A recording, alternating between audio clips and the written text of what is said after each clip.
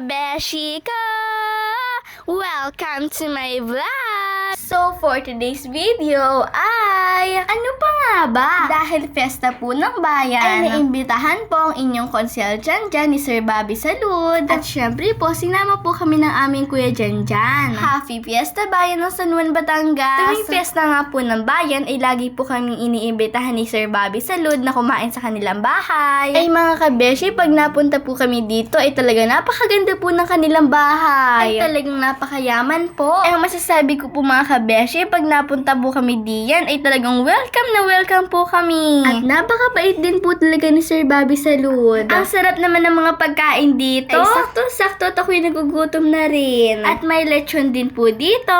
Woo! Ang sarap naman! Tamang-tama ang hapunan ni kabeshi. Ay talagang kahit na pumili na rin, hindi ko na alam kung ano kakainin ko din eh. At iyon naman ang mag-asawang sina Consi. Yun, buti may malutong pa. Kasama ko din po dyan ang aking mga kapatid. At kaya po napag-isipan na din po namin pumunta dito. Eh wala din naman pong gagawin sa bahay namin. Kundi maglinis lang. Uy, Emeka! At iyan na si kabeshi nyo. Parang hindi matatalunan po sa ang plato. Uy, joke lang po.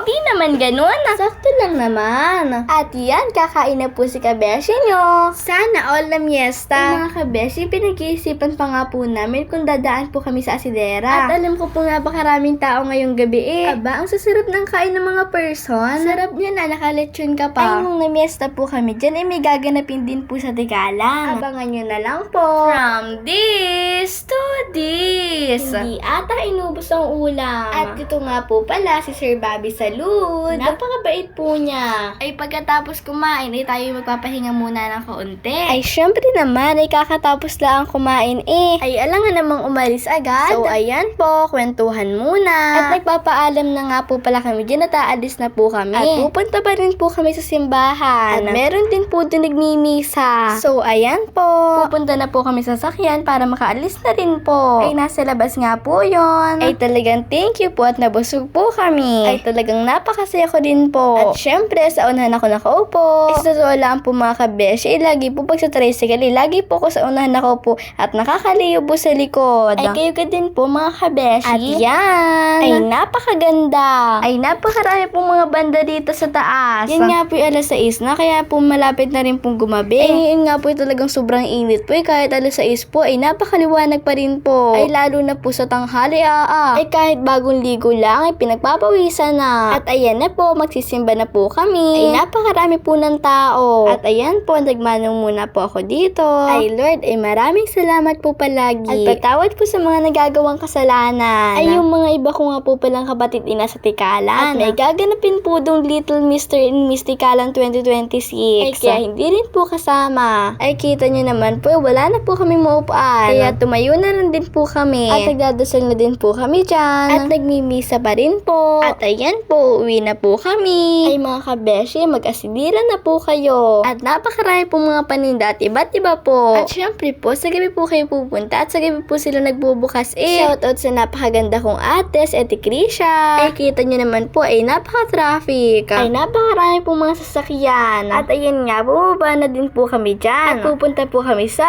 Babi ng mga kabeshi ko. Like, share, and follow. See you sa next vlog.